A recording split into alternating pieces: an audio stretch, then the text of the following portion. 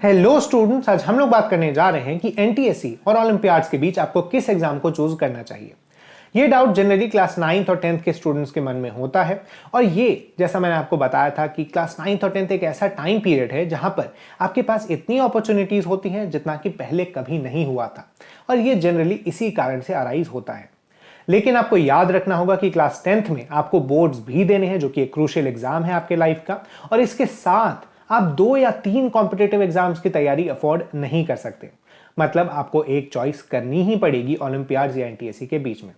यहां पर मैं आपको 3 फैक्टर्स बताऊंगा जिसके बेसिस पर आप अपनी फाइनल चॉइस कर सकते हैं कि आपको एनटीएससी या ओलंपियाड्स की तरफ जाना है। सबसे पहला है इंटरेस्ट, मोटिवेशन या टारगेट। क्या आपको सिर्फ एक सब्जेक्ट में बहुत ज्यादा इंटरेस्ट है और क्या आप सभी सब्जेक्ट्स को साथ में लेकर नहीं चल सकते हैं, तो इस केस में आपको ओलंपियाड देना चाहिए।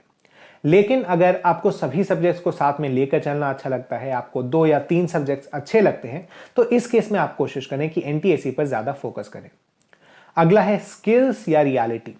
मतलब क्या जिस सब्जेक्ट में आपको इंटरेस्ट है उस सब्जेक्ट के प्रति आपके पास अच्छे स्किल्स भी हैं, मतलब आपको अच्छी खासी नॉलेज है उस सब्जेक्ट के बारे में, या फिर बस इंटरेस्ट है, आप जितना पढ़ रहे हो उतना ही आपके पास है।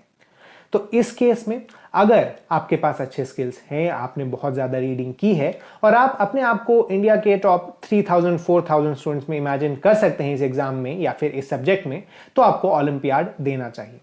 लेकिन अगर आप एक एवरेज स्टूडेंट हैं या फिर एक बिलो एवरेज स्टूडेंट है जिसे सभी सब्जेक्ट्स में इंटरेस्ट है थोड़ा बहुत, तो यहां पर आप एनटीएससी पर ही ज़्यादा फोकस करें।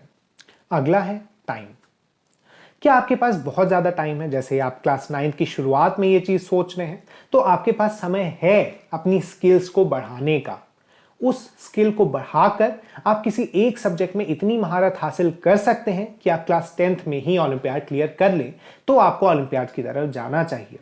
लेकिन अगर आप इसे अभी सोच रहे हैं, जैसे कुछ समय में आपके बोर्ड्स एनटीएससी सभी आने वाले हैं, तो फिर इस केस में आपको एनटीएससी पर ही फोकस करना चाहिए, क्योंकि एनटीएससी न सिर्फ आपको एक बेटर स्टूडेंट बनाएगा बल्कि वो आपको बोर्ड्स में भी काफी ज्यादा हेल्प कर देता है, और अब खासकर कि जब थोड़े ऑब्जेक्टिव पैटर्न की तरफ बोर्ड शिफ्ट कर रहा है। इन सभी चीजों को आपको ध्यान में रखना पड़ेगा, और मैं आपको कंक्लूड करने के लिए एक स्टेटमेंट बता देता हूं कि आप अपने एनटीएससी की प्रिपरेशन को कभी भी सैक्रिफाइस न करें अपने ओलंपियाड की प्रिपरेशन के लिए। आप किसी भी तरह के फोमो में न आए अपने पीयर ग्रुप को देखते हुए। आप कोशिश करें कि जब तक आप ओलंपियाड्स के प्रति 100% श्योर नहीं हैं, तब तक आप एनटीएससी पर ही ज्यादा ध्यान दें, क्योंकि ये once in a lifetime opportunity है, जबकि ओलंपियाड्स देने के लिए आपके पास 2 साल और पड़े हैं। इसी के साथ मैं कंक्लूड करना चाहूंगा। Thank you.